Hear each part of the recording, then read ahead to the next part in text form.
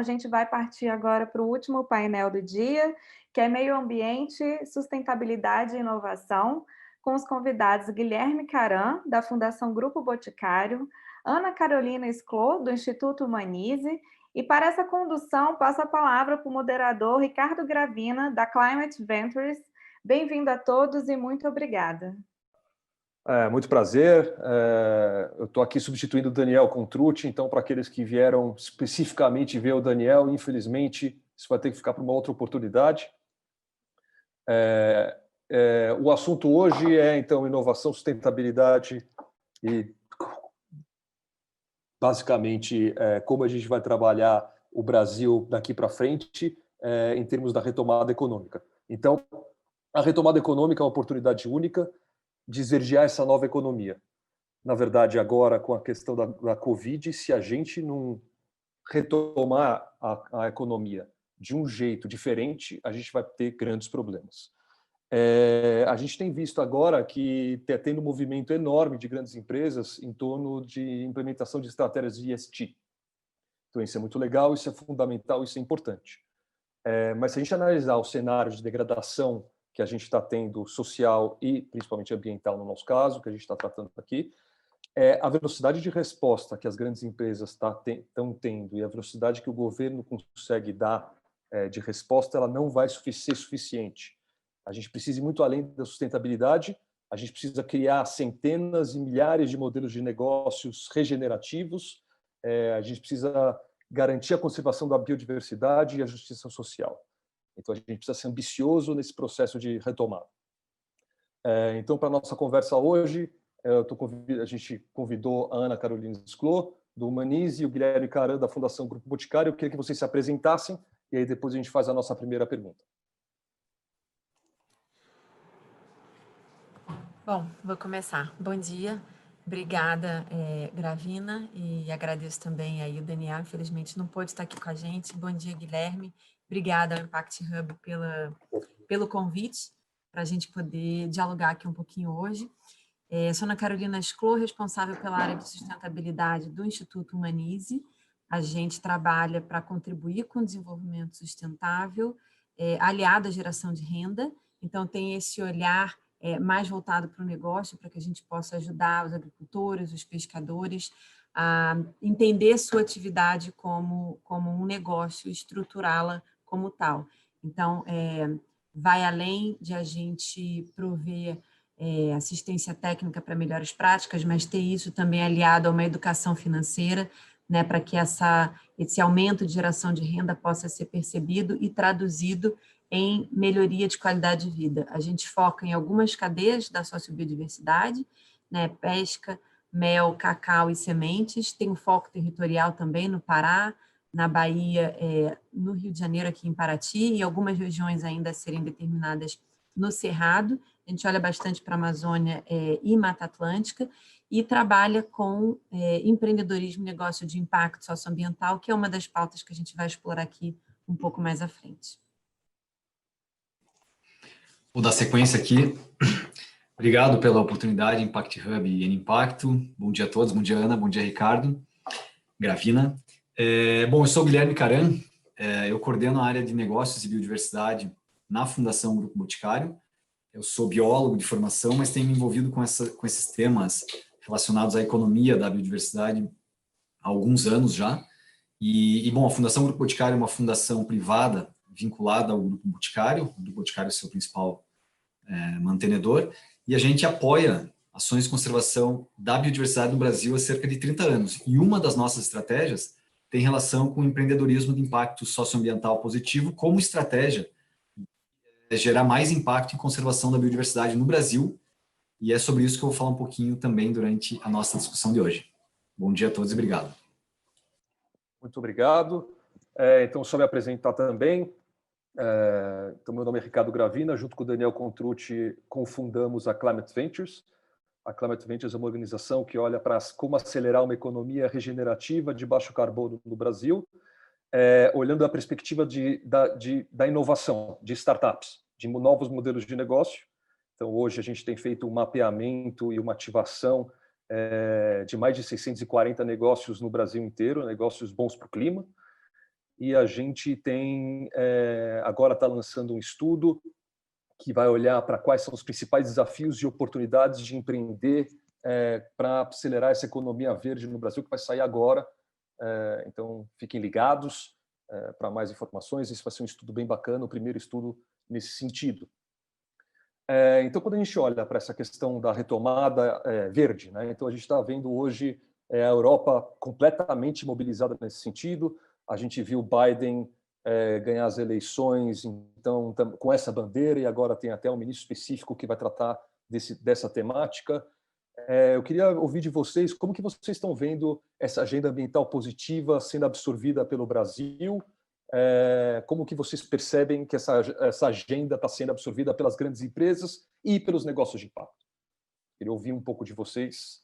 E só lembrando que depois eu quero ver se a gente consegue fazer perguntas do público. Então, já deixem aí as suas perguntinhas, que a gente vai fazer uma curadoria para fazer para os nossos convidados. Obrigado. Gravina, antes da gente começar com essa resposta, pergunta instigadora, será que a gente faz nossas... tem uns 10 minutos aqui de apresentação, eu trouxe um pouco de conceitual, não sei se a Ana concorda, a gente poderia fazer assim, e eu coloquei uma apresentação que eu mandei, né, para a organização do evento, que acho que traz bastante imagem, então seria legal compartilhar um pouco disso. Sim, fazemos assim. Começa com a sua apresentação. E aí a gente já conecta com a tua provocação, pode ser? Pode. Então tá. Então vou tentar ser breve aqui, pessoal.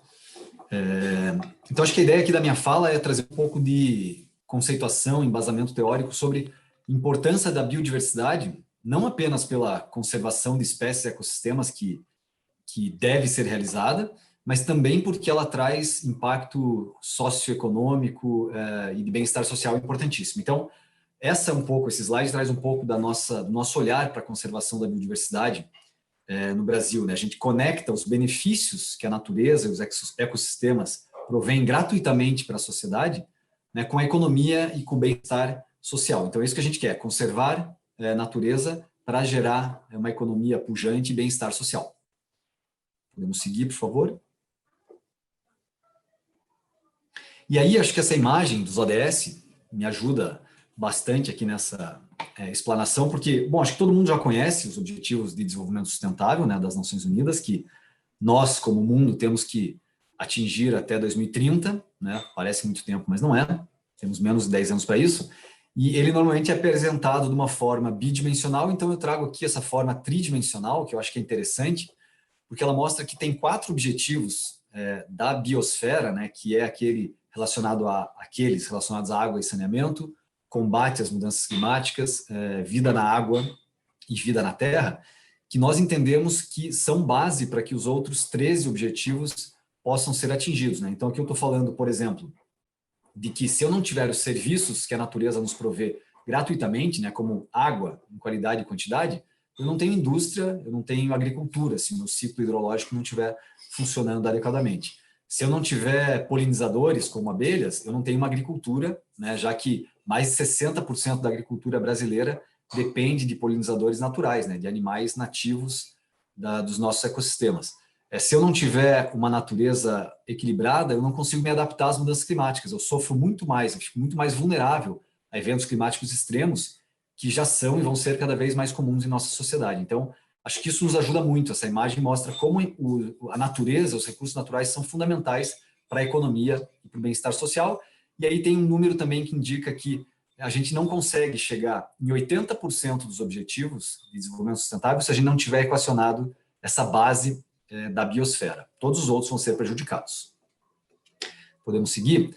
Eu vou trazer aqui uma outra imagem, que eu acho que é bem interessante. Isso é uma publicação que saiu na Science há 2 anos, mais ou menos, que ela mostra os benefícios financeiros da conservação da biodiversidade. Então, traduzindo um pouco desses benefícios que eu trouxe para números, né, para indústrias, né? Então, tem 3 indústrias aqui nessa imagem: a indústria da pesca, a indústria dos produtos florestais e a indústria dos seguros, que são indústrias bilionárias, né, pescados e indústria florestal, e até trilionária, que é a de seguros. Então, sem entrar em detalhe aqui, se vocês olharem a coluna da direita, ela mostra quanto que esse setor poderia investir anualmente em ações de conservação da natureza, e ali a segunda coluna mostra qual seria o benefício que essa ação de conservação da natureza traria para o negócio. Então, rapidamente falando aqui sobre pesca, que é uma indústria de 250 bilhões de dólares ano, se o setor investisse de 5 a 10 bilhões por ano, que é uma parcela muito pequena perto do seu faturamento anual, teria um possível incremento de 53 bilhões de dólares nessa indústria, porque se nós conservássemos os recursos pesqueiros, os estoques pesqueiros, né, se essa indústria contribuísse para isso, por exemplo, por meio da criação de áreas protegidas marinhas que protegem o recurso do qual essa indústria depende, essa indústria teria mais recurso e mais pescado para ser explorado. Então, isso é um exemplo de como conservação gera impacto positivo na economia. E para fechar rapidamente ali na indústria de seguros, também um investimento de 5 a 10 bilhões por ano de dólares, que não é nada perto dos 4,3 trilhões que essa indústria movimenta por ano.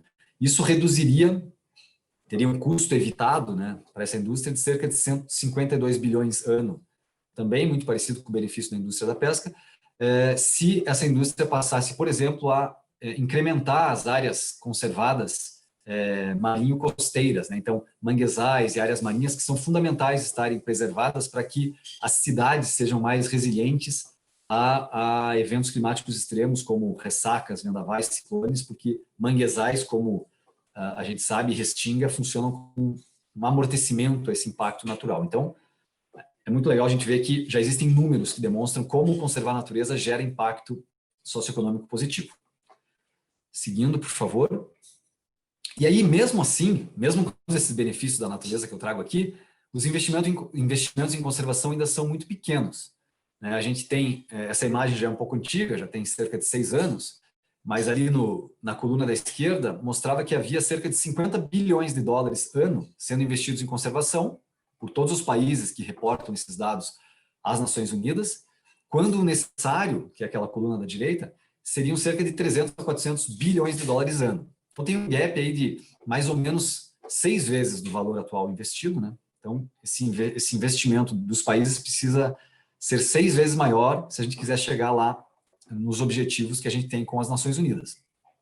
Porém, o verdinho ali dessa imagem é o recurso que vem da filantropia e de fontes públicas. E a gente vê que hoje, né, ali em 2014, ele era de cerca de 40 bilhões de dólares ano, e ele pode até dobrar, chegando a 80 ou 100 bilhões de dólares ano, num melhor cenário. Mas tem uma fatia grandona ali em azul, do bloco da direita, que vai ter que vir de investimentos em conservação, vai ter que vir de corporações, de investimento privado, de investimento de impacto em conservação da biodiversidade, porque só filantropia e recurso público não vai dar conta, né? Então, acho que isso é uma provocação bem legal para a nossa discussão de hoje. Seguindo. Bom, aqui quem tiver interesse, tudo isso que eu falei aqui de forma muito resumida, faz parte de um posicionamento que a Fundação Grupo Boticário tem, está disponível no nosso site, tem esse QR Code para acessar mais rapidamente, mas é um posicionamento sobre como o investimento de impacto em conservação da biodiversidade está relacionado com geração de emprego, com economia e com dependência, né, que outros setores têm disso também. E aí, vou continuar minha fala, por favor, só trazendo 2 casos bem rápidos e concretos sobre ações que a gente tem feito relacionadas com empreendedorismo de impacto, com inovação, para tentar movimentar essa nova economia, essa economia que olha para a dependência dos recursos naturais, mas que também entrega impacto positivo, né? Então, vou falar de 2 ações bem rapidamente que a gente desenvolve nesse território, que é a Grande Reserva Mata Atlântica. É o maior remanescente de Mata Atlântica contínua do Brasil, fica numa faixa que vai do norte de Santa Catarina, passa pelo litoral e costa paranaense, vai até o litoral sul de São Paulo. São 2 milhões de floresta atlântica conservados, e que é uma região com baixos índices de empreendedorismo, mas que tem um potencial gigantesco de se utilizar, no bom sentido, desse ativo para gerar negócios de impacto positivo para a conservação da biodiversidade e para imprimir um novo modelo de desenvolvimento nessa região que hoje tem índices bem baixos de desenvolvimento e de empreendedorismo. Então, por favor, para a próxima, a primeira ação que a gente tem nesse território é o Programa Natureza Empreendedora, que é desenvolvido desde o ano passado com o propósito de apoiar e fortalecer negócios de impacto em conservação da biodiversidade. Então, no próximo slide, por favor, vocês vão ver que no ano passado a gente fez um ciclo de ideação, então a gente fez um ciclo de inovação aberta para gerar protótipos de negócios que poderiam contribuir com a conservação dessa região e trazer emprego e renda. A gente fechou 7 protótipos, né? O Sebrae Paraná, o nosso parceiro executor do Natureza Empreendedora, foi um momento muito rico no ano passado, e aí a gente percebeu que em 2020 a gente podia já dar um pulo para um modelo mais maduro de aceleração de negócios, porque já havia negócios, né, para ser maduros, o suficiente para serem acelerados, mas que poderiam ter ajustes aí para gerar mais impacto, mais receita, né? Então, o programa está acontecendo, ele encerra a semana que vem, 21 negócios estão sendo acelerados para que gerem mais impacto positivo em conservação da biodiversidade, e tudo isso a gente fez com base num mapeamento que a Pipe Social fez nesse território para a gente, né, nesse ano. Esse mapeamento demonstrou que há quase 200 negócios de impacto ou com possibilidade de gerar impacto positivo para a conservação da biodiversidade nessa região, e muitos deles indicaram no levantamento que querem ser acelerados e que precisam de apoio. Então, é com base nisso que a gente está trabalhando. E para fechar minha fala, acho que meu tempo já está dando, um segundo exemplo, que é o próximo slide, por favor, que é um exemplo também para esse território da Grande Região Mata Atlântica, baseado em ferramentas de inovação, que foi um hackathon, que a gente, um conservathon, né? Um hackathon voltado para a conservação da biodiversidade, que nós executamos esse ano, muito com a lógica de primeiro abrir para inscrição de desafios. Então, pessoas do Brasil inteiro colocaram sua percepção sobre os desafios para a conservação e empreendedorismo nessa região, abrimos para inscrição de soluções, as soluções foram aperfeiçoadas e aí algumas delas vão receber apoio financeiro. Meu próximo e último slide mostra um pouco desses números. A gente trouxe, então, o Conservathon movimentou muita gente, mais de 1.000 participantes, 1.002 participantes, de 25 estados do brasileiro, uma presença feminina bem interessante, mais de 150 mentores.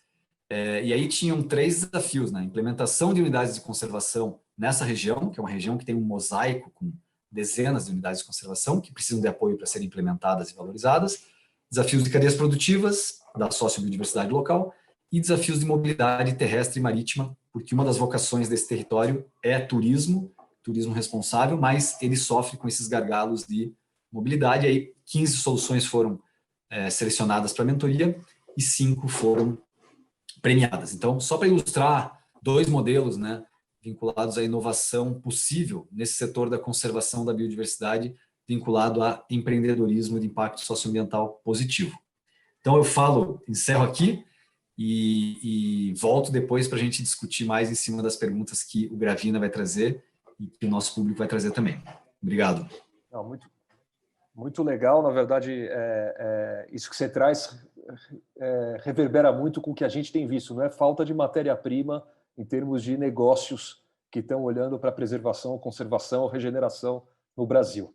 A gente precisa ajudá-los a se desenvolver. Perfeito. Carol, você quer trazer alguns pontos também, um pouco de food for thought para a gente começar, então, as perguntas depois? Vamos lá, obrigada. Adorei a apresentação, Guilherme, parabéns.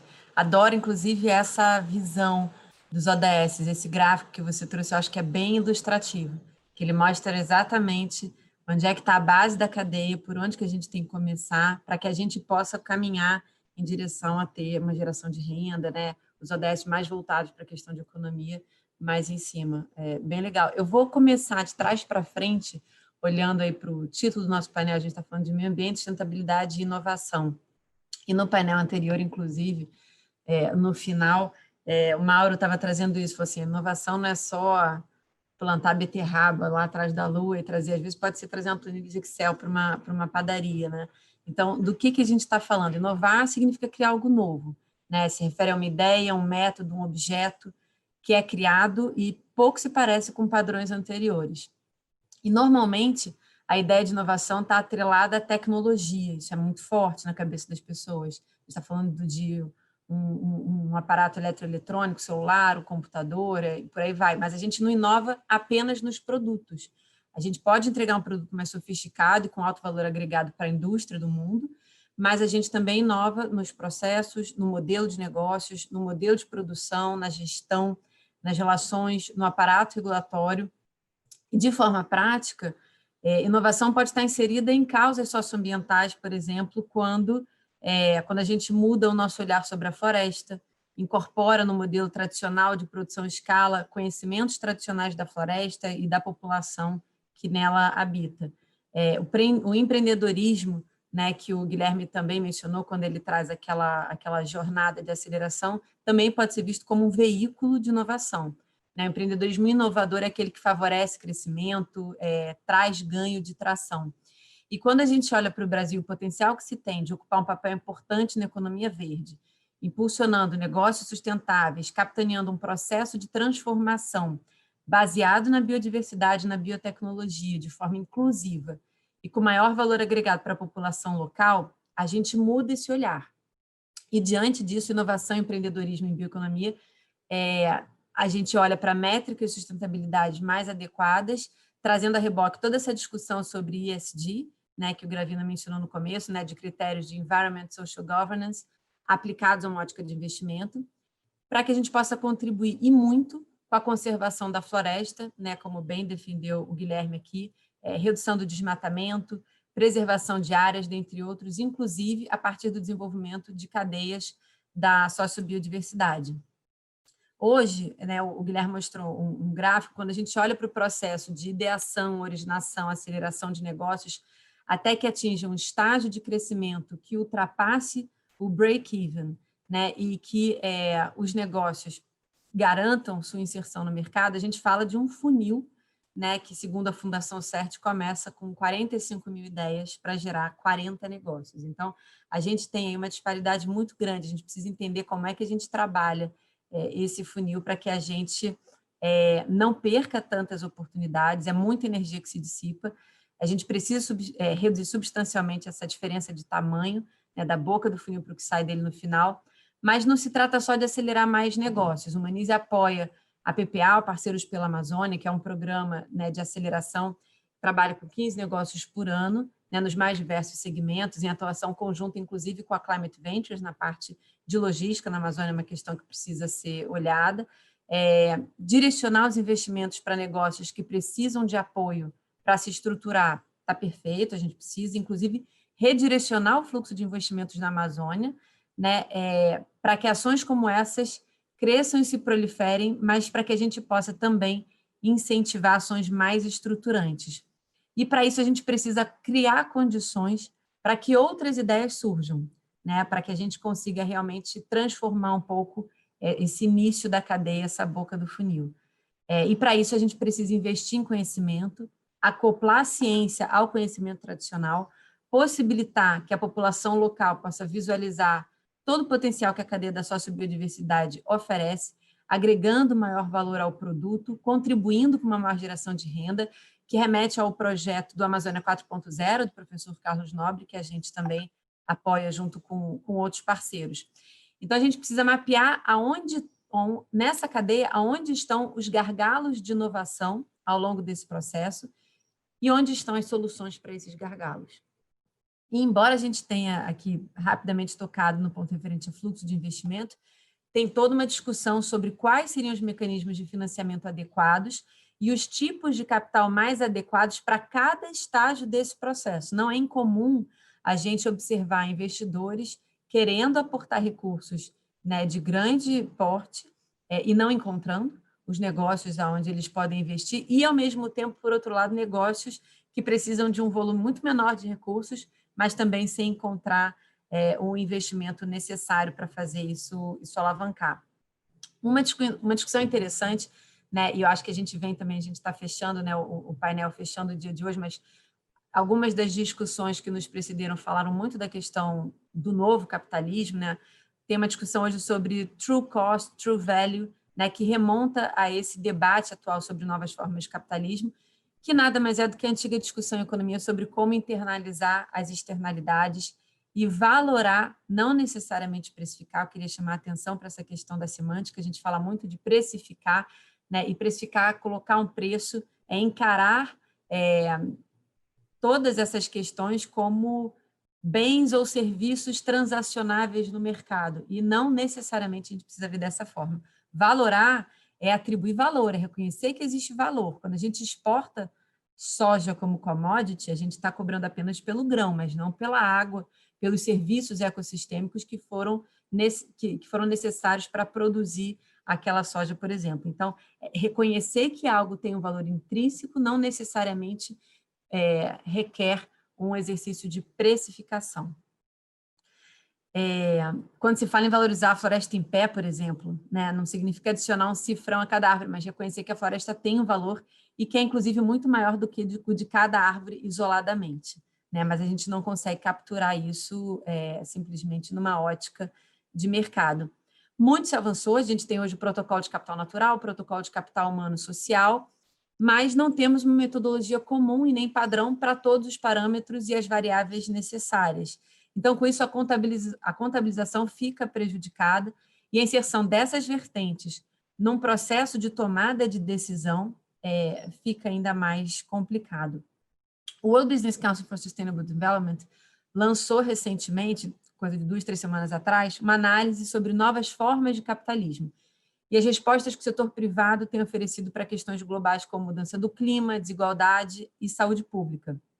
O documento ele traz não apenas algumas reflexões sobre a necessidade de se reinventar o capitalismo, mas também sobre o papel que as empresas, os investidores e os desenvolvedores de políticas públicas têm a desempenhar. Então, o modelo atual que a gente opera, ele valora muito mais a extração e não necessariamente a criação. Uma das principais conclusões que se chega é que os custos e os benefícios sociais e ambientais precisam ser internalizados e refletidos num preço correto de bens e serviços, bem como no P&L, né, no Profit and Loss das empresas. Nada muito diferente do que já se advoga há 30 anos em economia, nos livros que tratam de economia dos recursos naturais e meio ambiente, né, do Pierce Turner, que é uma das referências no tema. Portanto, é preciso investir em formação de talentos, originação de empreendimentos, empresas jovens com vendas crescentes, buscar instrumentos que estimulam o co-desenvolvimento de soluções e que tenham potencial de aplicação mais abrangente, e por aí vai. E a filantropia no Brasil, eu acho que tem um papel importante a desempenhar, apoiando a pauta de empreendedorismo, além de um apoio à estruturação sustentável das cadeias da sociobiodiversidade, para que a gente possa atuar fomentando a inovação de forma que traga benefício para a pauta socioambiental. E só vou, para fechar minha fala, vou trazer uma frase do Sasha Besley, que é a Head de Finanças Sustentáveis do Safra, que disse que a gente precisa reformular a narrativa econômica em torno do bem-estar, da dignidade e de um planeta mais saudável. Obrigada. Excelente, muito obrigado. Na verdade, vocês já falaram, vocês já deram muitas respostas na primeira pergunta que eu tinha feito na apresentação de vocês. Então, eu vou dar uma sofisticada, vou dar uma esticada na corda. Então, o que a gente está vendo aqui, segundo a colocação de vocês, inclusive, que a gente vê também, é que existe um ecossistema incipiente de negócios de impacto ambiental no Brasil, e que eles precisam se desenvolver, tem um desafio de aceleração, tem um desafio de criar, vamos dizer, mecanismos financeiros adequados que possam atender às necessidades desses atores. E eu queria entender um pouquinho mais, na perspectiva de vocês, sobre o papel das grandes empresas, né? Então, a gente estava até trouxe na introdução que eles então estão aplicando métricas e metodologia ESG dentro das suas organizações.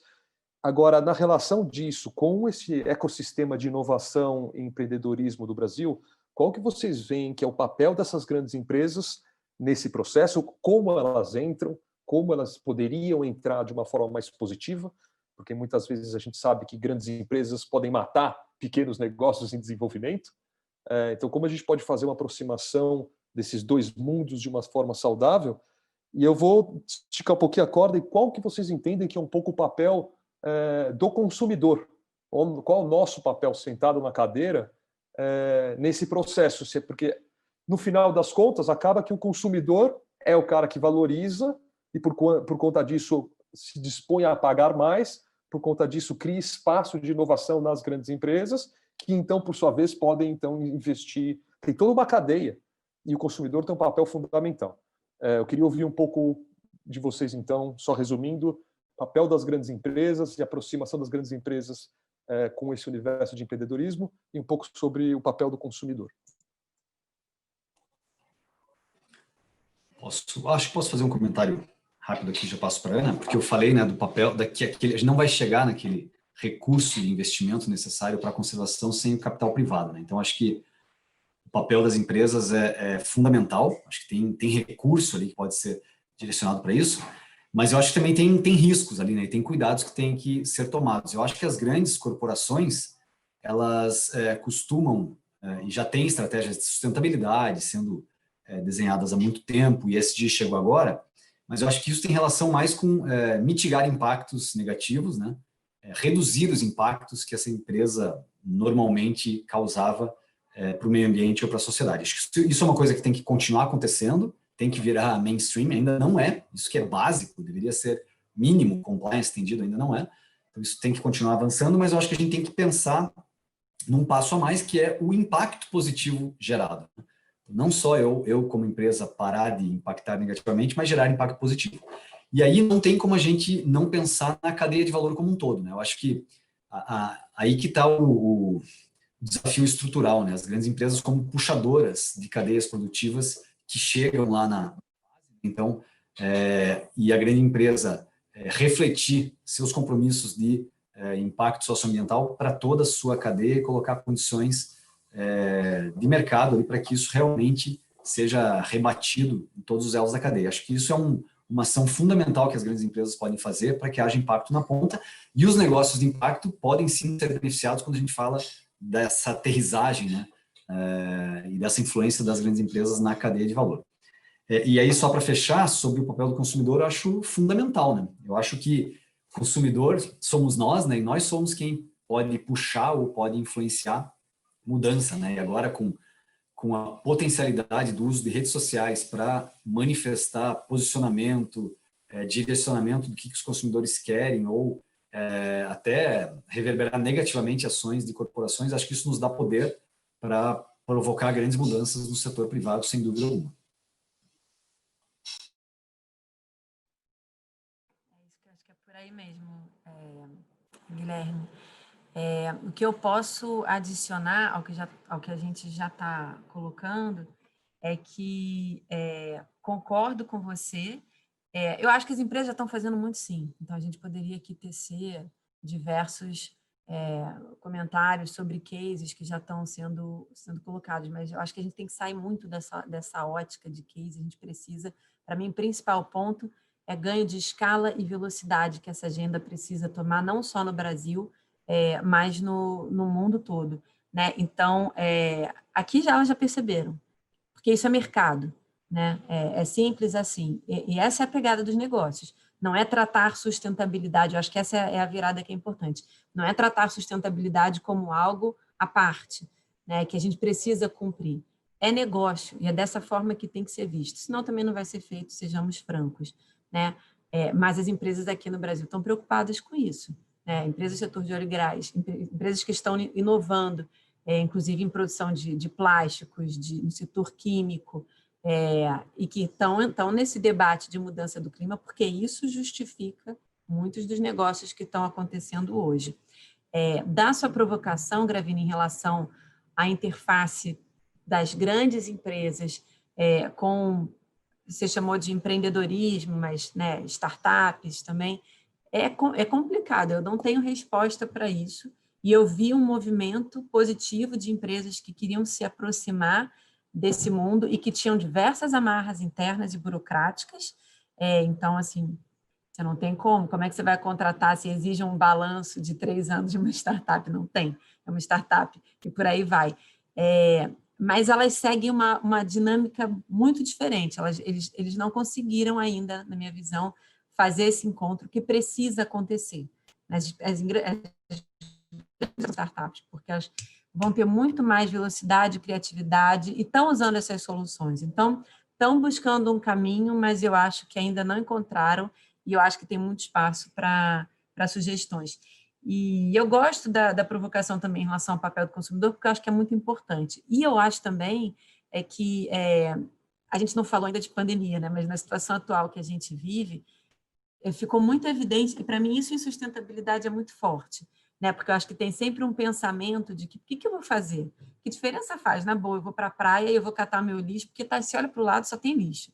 né? Então, assim, 1 em 1 milhão não faz muita cosquinha. Mas hoje o que a gente está vivendo para ficar dentro de casa é justamente, para quem não é grupo de risco, é a consciência de saber o peso que a sua ação individualmente tem na coletividade, né? Então, assim, se a gente conseguir ter essa consciência, eu acho que a gente pode perceber que a gente tem um peso como indivíduo e como consumidor. E isso é muito claro quando você vai para um ambiente de negociação multilateral, pesa, né? Os governos ficam extremamente incomodados quando algo reverbera na sociedade, os governos que são sérios, e isso volta para dentro das salas de negociação com uma pressão muito forte.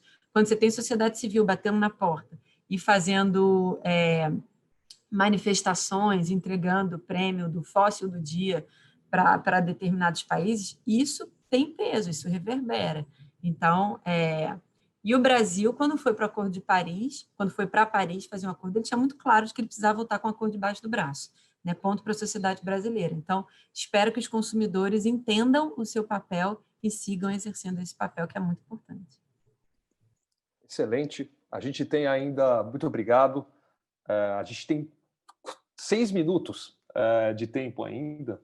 Então, eu vou fazer uma perguntinha mais light, não mais light, uma perguntinha mais ampla, e eu queria que você já aproveitasse e fizesse as considerações finais, que vai um pouco na linha do que a Carol acabou de trazer sobre o papel do Brasil, e eu queria entender, dentro da perspectiva, então, dessa retomada verde, que o mundo inteiro está tendo oportunidade de ter, por conta da pandemia, como que vocês veem que é o papel ou o potencial da economia verde brasileira e qual é a oportunidade que ela tem para os negócios de impacto no Brasil? E aí, por favor, encerrem para a gente poder dar frente e dar sequência. Quer começar essa, Ana? Eu sigo aqui. Eu começo? Pode ser. Então, vamos lá. Bom, obrigada pela pergunta e, de novo, pela condução aí do painel. Pena a gente não poder esticar mais. O Brasil já ocupou um papel internacional muito importante em sustentabilidade, especificamente em mudança do clima, e nós temos total condição de voltar a fazê-lo. Temos conhecimento, temos tecnologia, temos um histórico muito forte nessa área. Recentemente, coisa de talvez 2, 3 meses atrás, foi publicado um estudo pelo WRI chamado de Nova Economia, a espelho do New Climate Economy, né? Que em português a gente traduziu para Nova Economia. E ele mostra que no Brasil, economia verde já faz mais sentido do que o business as usual que a gente vinha seguindo. Então, não é mais uma opção, como eu estava dizendo antes, é mercado, é solução, é o que a mão invisível deveria nos levar para esse caminho. Mas o painel anterior, ele fechou colocando que o nosso propósito maior é alcançar impacto e que a gente precisa juntar nessa jornada, né, setor público, setor privado, sociedade civil, os investidores, todo mundo.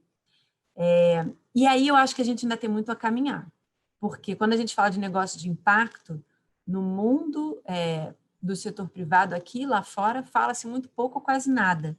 Então, eu acho que a gente tem um papel importante aqui, né, de alavancar, de expandir o conhecimento, raise awareness, né, educar, né, os investidores, as empresas, né, como o Guilherme comentou, filantropia não faz sozinho, o setor privado precisa entrar em peso, a gente tem um papel importante de entrar assumindo risco, né, desbravando, mostrando, olha, aqui tem um modelo que dá certo, mas o setor privado precisa entrar com capital de maior volume para poder dar escala. Né? Então, é isso que eu deixo aqui como contribuição final, que eu acho que a gente precisa ainda avançar. A gente tem exemplos, né, que a gente desenvolveu recentemente de instrumentos econômicos e que rapidamente a gente consegue alavancar, mas com os investidores que já são próximos da pauta.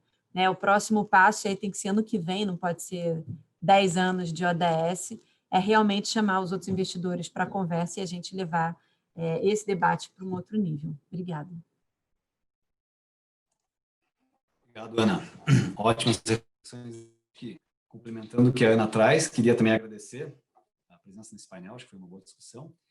E colocar aqui como reflexão final de que eu acho que se há um país que pode se aproveitar, no bom sentido, de uma retomada verde, né, da melhor forma possível, é o Brasil. Acho que a gente tem totais condições, né, e temos um ativo ambiental maravilhoso, que nos permite, inclusive, relacionar com a economia, né, de uma forma muito, muito interessante. Tem até, acho legal trazer números, né, tem um estudo da CEPAL recente, agora olhando para a retomada pós-Covid, que fala que em 10 anos no Brasil, até 2030, seria possível, só com a lógica da economia verde, mobilizar recursos de cerca de 1,3 trilhões de dólares aqui no Brasil, né, até 2030. Então, tem muita oportunidade para isso. E aí tem uma provocação que o Lucas Ramalho, do Impacto, fez, que eu acho que pode me auxiliar para fechar minha fala, que ele coloca aqui essa provocação de como é que o homem no vermelho não preserva o verde, né? Essa lógica de como é que a gente vai querer que a sociedade, que ainda não equacionou problemas sociais mínimos aí de saúde, educação e de renda, vá pensar em conservação da biodiversidade. E aí o que eu trago é que acho que a solução para isso a gente não vê assim, primeiro eu equaciono esse, e aí eu parto equaciono minha renda e depois vou partir para a conservação da biodiversidade. Eu acho que a lógica da economia verde e desses modelos econômicos de valoração dos ecossistemas naturais é justamente eu atingir a minha sustentabilidade financeira por meio de negócios que gerem impacto positivo para a biodiversidade. Acho que as coisas andariam junto, né? E não é mais aquela lógica antiga de primeiro eu tenho renda e depois eu pensar em conservar, né? E aí eu trago exemplos de indústrias brasileiras que têm potencial de crescimento muito grande, já crescem, né? Como, por exemplo, turismo sustentável, turismo de natureza, né? Se a gente imaginar agora, na retomada, que já há estudos que indicam que os turistas estão preferindo turismo de natureza, turismo de áreas naturais, turismos distantes desse turismo de massa, de centenas de pessoas juntas, eu acho que é uma oportunidade bem legal de uma indústria que tem potencial de crescer muito ainda no Brasil, né? O turismo responsável pode trazer emprego e renda e contribuir para a conservação da biodiversidade, porque sem áreas naturais não existe turismo de área natural, né? Ou mesmo as cadeias da sociobiodiversidade brasileira, que ainda tem um potencial gigantesco de gerar emprego e renda, ao passo em que fazem conservação da biodiversidade, porque geram valor à floresta. Então, fechando com essa reflexão, eu acho que a gente tem que ir na linha de equacionar problemas sociais e renda, junto com o impacto positivo para a conservação da biodiversidade, e não um antes do outro, né? Obrigado a todos. Sensacional, obrigado a Carol, obrigado ao Guilherme, não só por participar do painel, mas pelo maravilhoso trabalho que vocês fazem já há anos.